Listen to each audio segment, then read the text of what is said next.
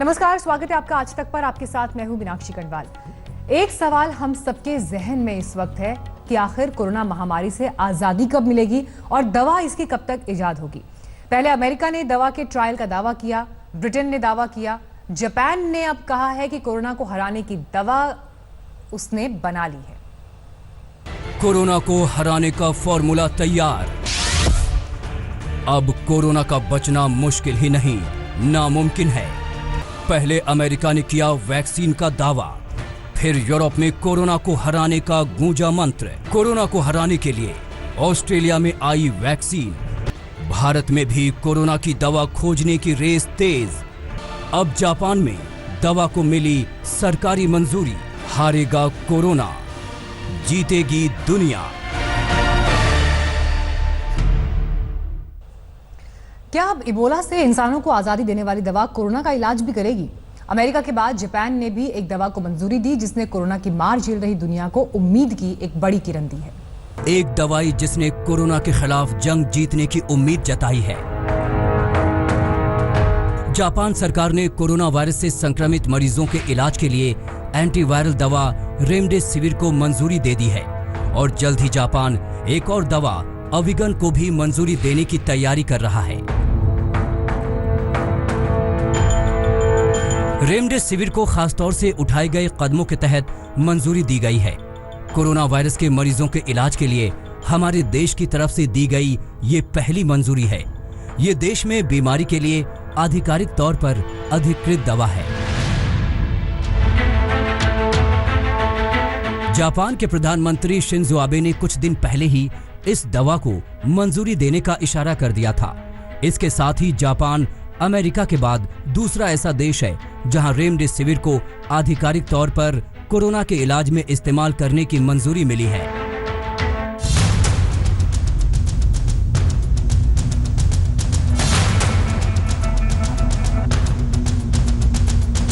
इस रेस में अमेरिका की बायोफार्मा कंपनी जिलीड साइंसेज भी है और इस कंपनी ने रेमडेसिविर दवा को लेकर कई ट्रायल किए हैं जिनके नतीजों में उम्मीद नजर आती है।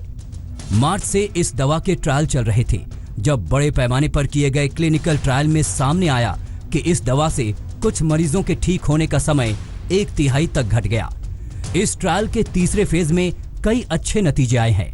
तीसरे फेज को दवा को मान्यता मिलने की आखिरी कड़ी माना जाता है और कोरोना की तबाही झेल रहे अमेरिका के राष्ट्रपति को भी इस दवा से बड़ी उम्मीदें हैं। And that's a building block to the ultimate step. That's a big building block when you're here. I guess 31%. So it was very good. Yeah, I want them to go as quickly as they can. Stephen Hahn, Dr. Hahn has been incredible at the FDA.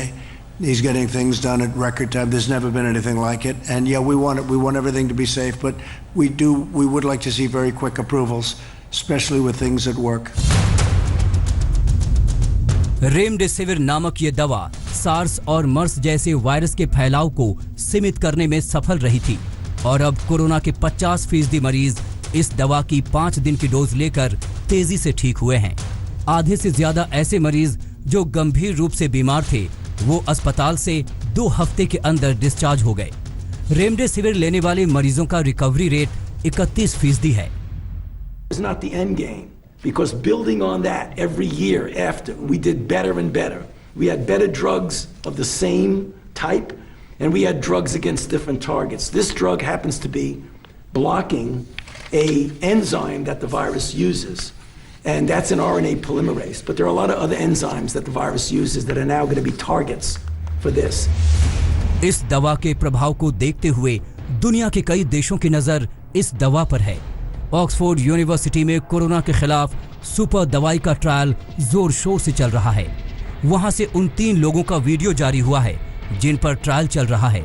वहां के professor Andrew Pollard ने इस trial पर कुछ अहम जानकारियां दी हैं। If there is transmission of the virus out there in the community, we may be able to get an answer within a few months. The difficulty is that the effect of lockdown is that viral transmission is very much reduced. And we can't know whether the vaccine works unless people are exposed to it out in the community, so it may take some time. Remdesivir एक nucleoside ribonucleic acid polymerase inhibitor injection है। इसे nucleotide analogue कहा जाता है जो adenosine की नकल करता है, जो आरएनए और डीएनए के 4 बिल्डिंग ब्लॉक्स में से एक है। इस दवा के प्रभाव को देखते हुए भारत भी इसे हरी झंडी देने पर विचार कर रहा है, ताकि कोरोना के कहर को दुनिया में कम किया जा सके। कोरोना ने दुनिया के 190 से ज्यादा देशों को अपनी चपेट में ले रखा है। 38 लाख से ज्यादा संक्रमित हैं, वहीं 2,60,000 से ज्यादा लोग अपनी जान गंवा चुके हैं। ऐसे में दुनिया को अब इस दवा में उम्मीद की किरण नजर आ रही है। ये वही दवा है जिसने इबोला के कहर को कम कर दिया था। अब बारी कोरोना की है, जिसकी तबाही ने पूरी दुनिया में खतरा पैदा कर दिया है। आज तक ब्यूरो। दुनिया भर के देश कोरोना का इलाज ढूंढ रहे हैं। कई देशों ने तो वैक्सीन बनाने का दावा तक पेश कर दिया। कई तरह की दवाइयां भी कोरोना पर प्रभावी नजर आ रही हैं। इस वक्त दुनिया भर की कंपनियां और इंस्टीट्यूट की अग्नि परीक्षा का दौर है, जो कोरोना की दवा की रेस में एक दूसरे से मुकाबला कर रही है। कोई कोरोना की दवा तैयार करने का दावा कर रहा है, तो कोई कोरोना की वैक्सीन बनाने का, क्योंकि इस वक्त कोरोना से बड़ा संकट दुनिया में कोई नहीं है। इजराइल ने दावा किया है कि उसने कोरोना को मात देने वाला वैक्सीन ढूंढ लिया है। इजराइल के रक्षा मंत्री नफ्ताली बेनेट का कहना है कि देश के मुख्य जैविक अनुसंधान संस्थान के वैज्ञानिकों ने कोरोना वायरस के लिए एक एंटीबॉडी विकसित करने में महत्वपूर्ण सफलता हासिल की है, जिसे पेटेंट करने की तैयारी चल रही है, जिसके बाद इसका कमर्शियल उत्पादन शुरू होगा। इजराइल के दावे के मुताबिक वैक्सीन शरीर के अंदर ही कोरोना वायरस को खत्म करने में सक्षम है। ये वैक्सीन वायरस को शरीर के दूसरे हिस्सों में फैलने से रोकती है। इजराइल के डिफेंस बायोलॉजिकल इंस्टीट्यूट में कोरोना वायरस का टीका बनाए जाने की बात कही गई है।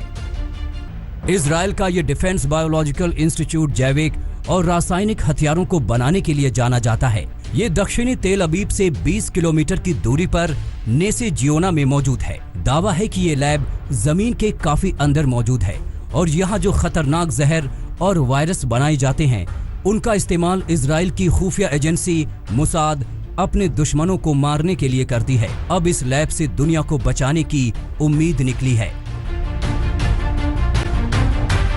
उधर कोरोना से होने वाली मौत से टूट चुका इटली भी अब कोरोना की वैक्सीन बनाने का दावा कर रहा है। इटली ने दावा किया है कि कोविड-19 की पहली वैक्सीन उन्होंने तैयार कर ली है। इस वैक्सीन को रोम में एक हॉस्पिटल में टेस्ट किया गया है। कहा जा रहा है कि ये टेस्टिंग के काफी आगे की स्टेज पर पहुंच चुकी है। ऐसा इसलिए क्योंकि इसे इंसानों के सेल्स पर भी टेस्ट किया गया है। एक टीके के बाद चूहों की एंटीबॉडी से विकसित ये वैक्सीन मानव कोशिकाओं में संक्रमण को रोक सकता है। ऑक्सफोर्ड यूनिवर्सिटी भी वैक्सीन पर काम कर रही है। इंसानों पर क्लिनिकल ट्रायल के फेज 1 की शुरुआत हो चुकी है। इसमें 2 लोगों पर इस वैक्सीन का इस्तेमाल किया गया था। इस वैक्सीन को यूनिवर्सिटी के जेनर इंस्टीट्यूट ने 3 महीने में तैयार किया है। इसमें चिंपांजीज में इन्फेक्शन करने वाले आम कोल्ड वायरस के भाग का इस्तेमाल किया गया है। ये वैक्सीन काम करे, इसके लिए वैज्ञानिकों ने फिलहाल मौजूद कोरोना वायरस के जेनेटिक मटेरियल को वायरस में मिलाया है। ऐसे में हर देश कोरोना की जंग को जीतने के लिए नए नए प्रयोग कर रहा है। अमेरिका और तुर्की मलेरिया की दवाई के इस्तेमाल को मंजूरी दे चुके हैं। वहीं भारत जैसे कई देश प्लाज्मा थेरेपी का इस्तेमाल कर रहे हैं। प्रयोगों का दौर जारी है।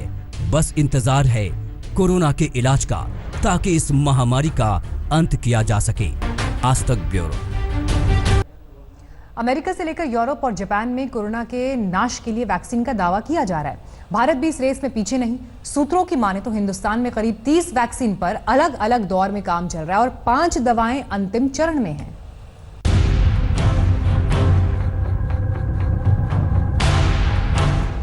दुनिया भर में कोरोना महामारी से हाहाकार मचा हुआ है। तमाम देशों में कोशिश सिर्फ एक किसी भी तरीके से कोरोना को जड़ से खत्म करने के लिए कारगर दवा का इजाद। दुनिया के इस महायज्ञ में हिंदुस्तान भी अगली कतार में खड़ा है, जहां कोरोना की दवा खोजने की रेस काफी तेज हो गई है।